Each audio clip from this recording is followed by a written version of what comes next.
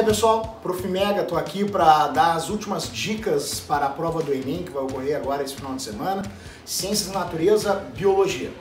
Então o que a gente tem que estar atento nessa prova aí? A gente tem um predomínio da parte de ecologia.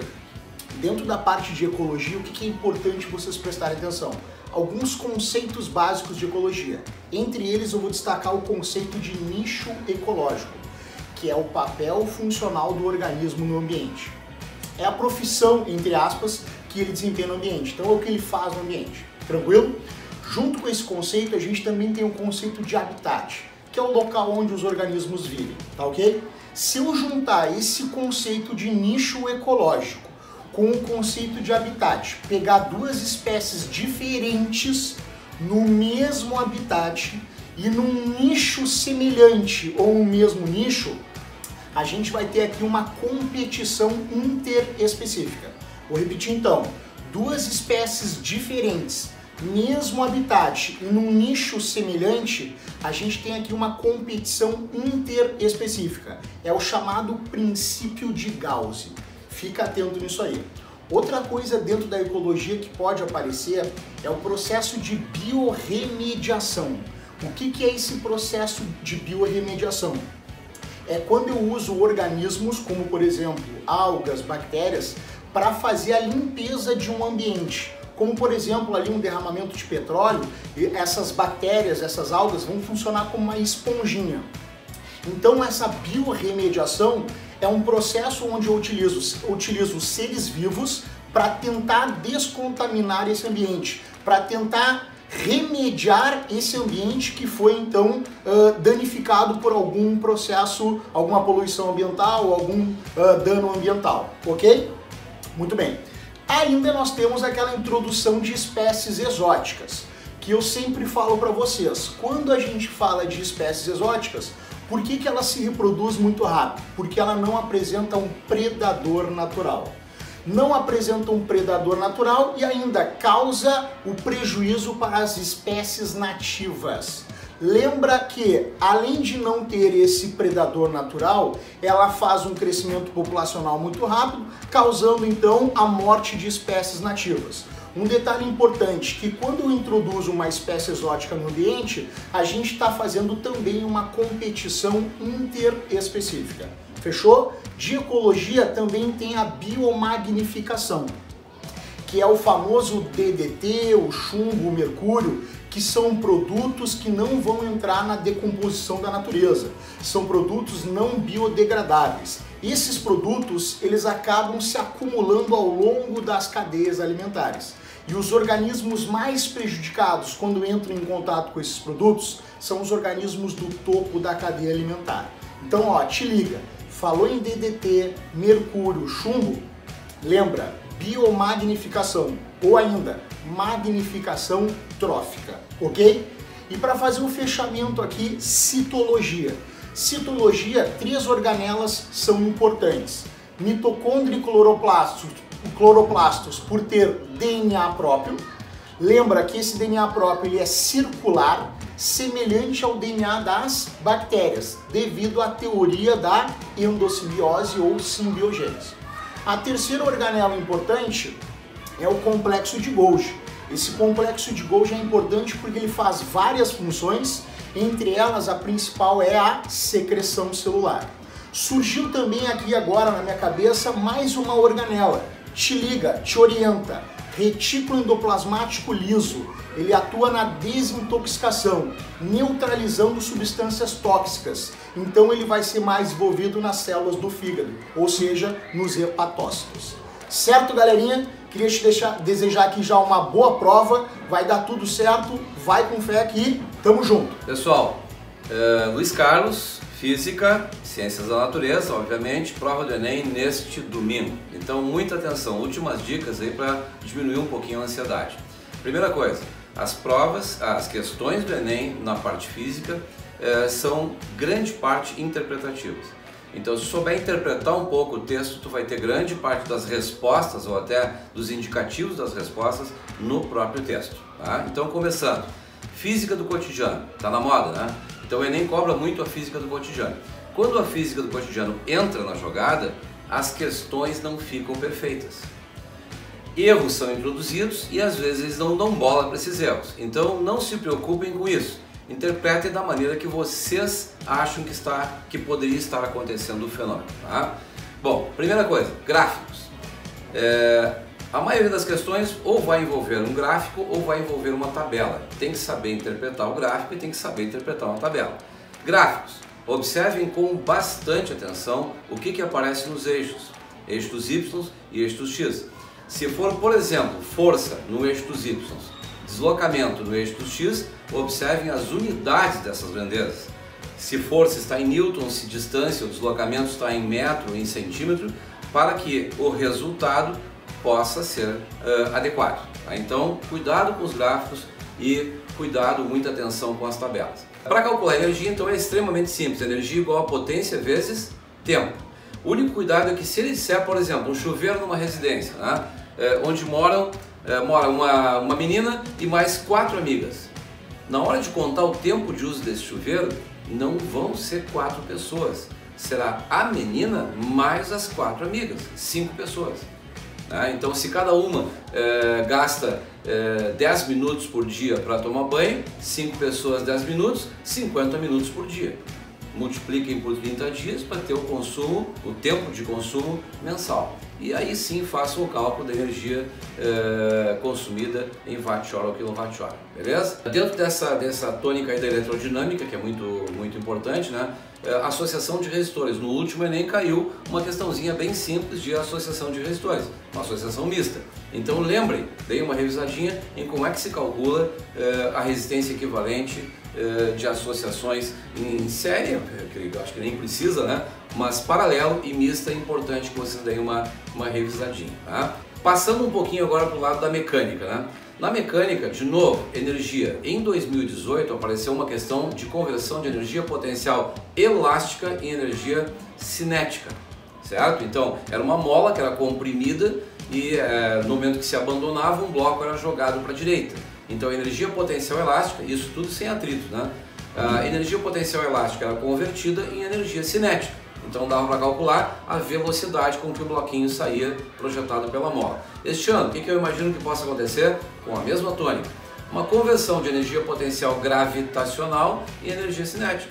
Exemplo, alguém larga uma esfera, uma bola cai do alto de um prédio, né?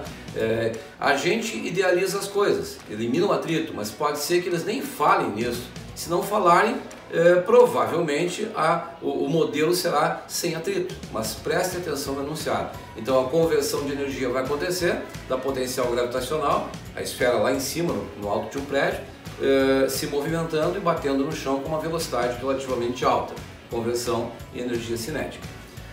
Dos outros tópicos da física, né, seria importante dar uma relembradinha ali nas questões de ondulatória, os principais fenômenos, né, ondulatórios, por exemplo, a difração, a refração, o que representa cada um deles, né?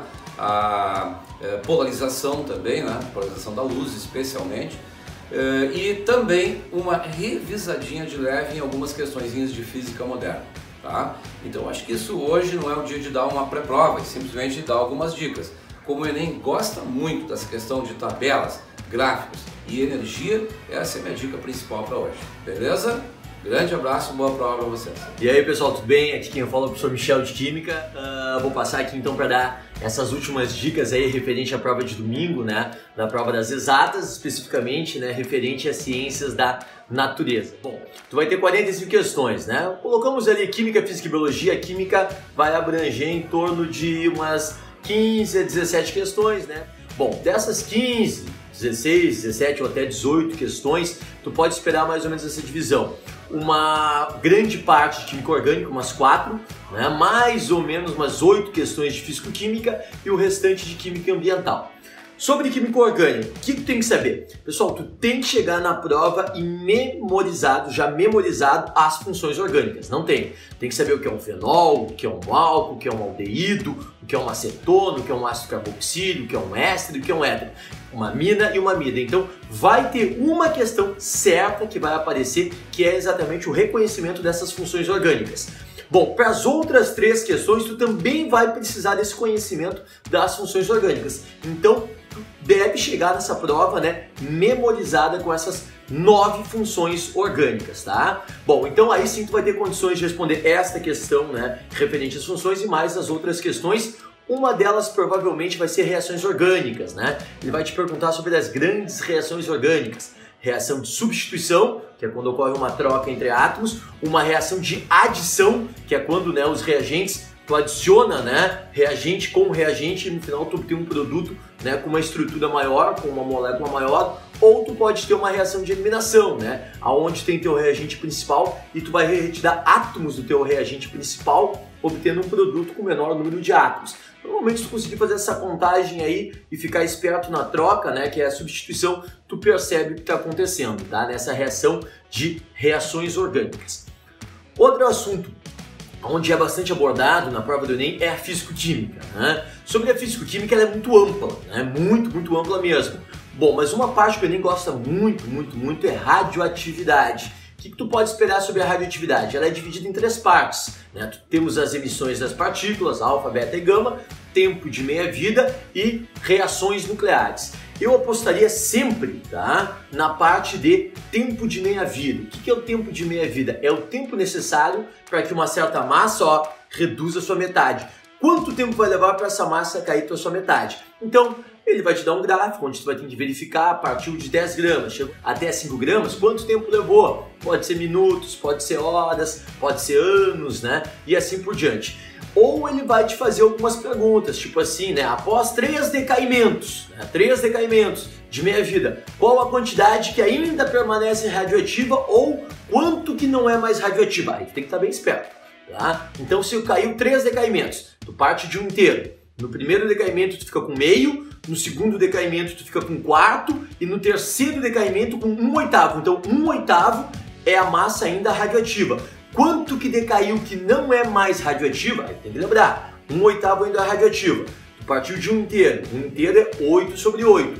Menos 1/8, 7/8 é a massa que decaiu, que não é mais radioativa. Eu aposto muito nessa questão de radioatividade, tempo de meia-vida. Outra que pode aparecer, né, é exatamente as reações nucleares, né? O que seriam reações nucleares? Reação de fissão e fusão. Tu tem que saber diferenciar cada uma delas. Fissão, quebra, fusão, junção. Então a fissão, tá? Tu tem uma quebra de núcleos grandes, urânio, plutônio, bomba, né, de Hiroshima e Nagasaki. Reatores nucleares trabalham com fissão nuclear. E lembra que a fissão produz lixo atômico. Fusão nuclear. Não existe reatores de fusão nuclear. É a bomba mais potente, né? A bomba de hidrogênio. Lembra que a fusão, ela acontece nas estrelas, né? É exatamente dali que vem a energia, né, das estrelas, o calor das estrelas e o Sol, que é uma grande estrela, né, de grande importância. Da onde vem sua energia, né? Exatamente de reações nucleares de fusão de núcleos de hidrogênio. E a fusão nuclear não produz lixo atômico. Bom, então radioatividade é um ponto bem importante, né, dessa parte da físico-química. Outra que eu vou colocar para ti seria a cinética, né? Eu nem gosto muito de trabalhar a cinética. Fatores que alteram a velocidade de uma reação. O que tu pode esperar referente a esses fatores? São 4 fatores, né? Vamos trabalhar os 4, um deles vai aparecer para ti. Superfície de contato, né? Por exemplo, o que é mais fácil, né, para tu secar uma roupa que tu lavou? É deixar ela amassada ou estender? Exatamente estender, porque tu está aumentando a área, né? Então mais moléculas de água vão evaporar no mesmo tempo. Então quanto maior a superfície de contato, quanto maior a área de contato entre os reagentes, mais rápida é uma reação. O que vai queimar mais rápido? Um tronco de árvore ou gravetos? Gravetos. Maior a área de contato entre a madeira e o oxigênio. Outro fator importante, né? Temperatura. Quanto maior a temperatura, mais rápida a velocidade de uma reação. Pensa num alimento, né? Na decomposição de um alimento. O que tu faz para o alimento não decompor? Deixa na geladeira. Quer diminuir mais ainda a sua velocidade de decomposição? Coloca no freezer.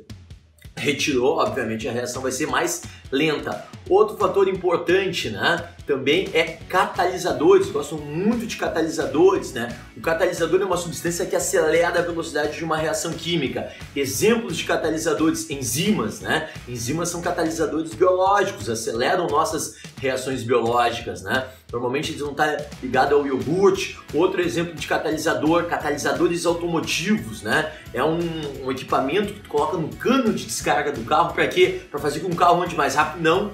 O catalisador automotivo ele tem uma função ambiental, ele vai transformar gases tóxicos em gases menos tóxicos. Na verdade, ele acelera uma reação que iria acontecer naturalmente. Então, como ele acelera, de vez o carro eliminar aqueles gases tóxicos pelo cano de descarga, não, ele vai liberar gases menos tóxicos. Então, essa é a função de um catalisador automotivo, minimizar, né, a emissão de gases tóxicos. E o outro fator que eu vou colocar para finalizar é a concentração dos reagentes, né?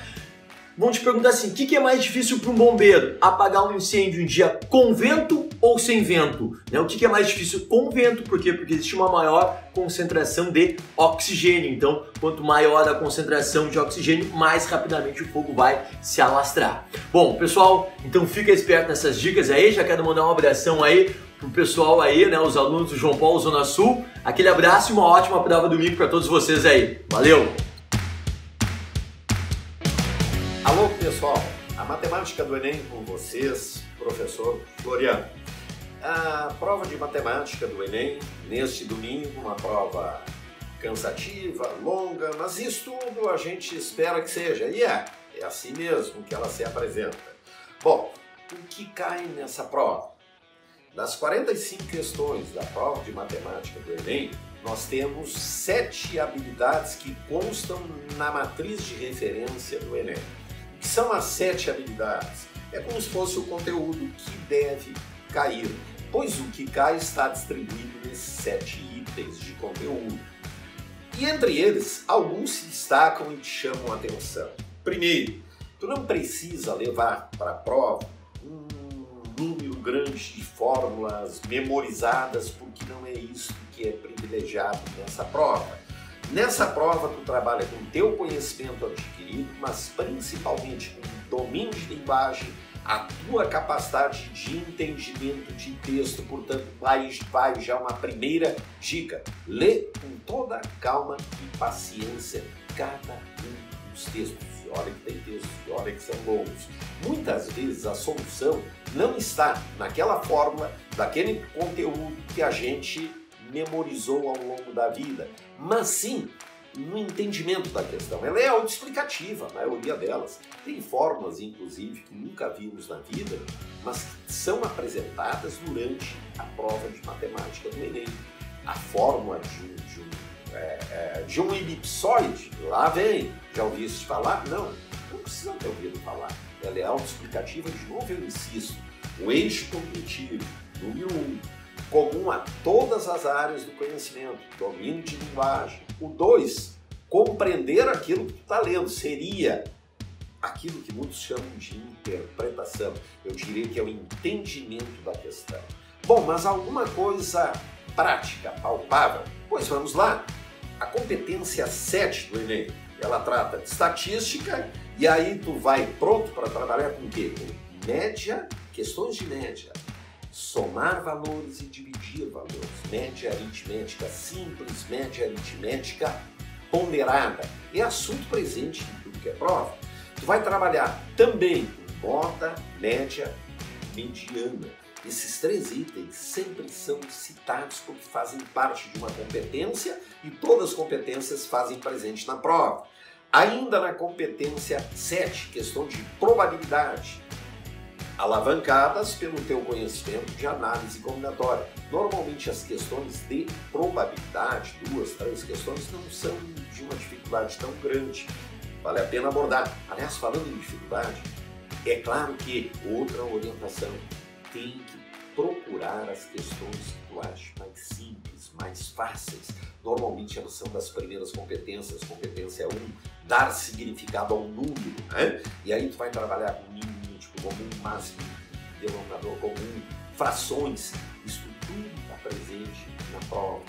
A parte que envolve razões e proporções, proporcionalidade, uma parte bem consistente. Claro que aí tu abre cálculo de percentagem, regra de 3, escala. Aliás, escala, toma cuidado, tem um probleminha de proporcionalidade, de proporção, mas a escala, com alguma frequência o Enem mistura o dado da escala com medida de área ou medida de volume. E aí tu não pode esquecer de elevar a escala ao quadrado é a compensação na área, que é um produto de dois números, ou ao cubo, se tratar de volume. Uma área no mapa, situada no mapa, com uma escala no mapa, esta área, ao ser transposta para a realidade, questão já cobrada em Enem, tem que fazer a escala elevada ao quadrado. Então, pequenos cuidados para uma prova cansativa, procurar pensar questões simples, buscar soluções lógicas, não precisa ter conhecimento formal matemático muito grande. No mais, gente, muita paciência, muita calma e uma ótima prova para ti.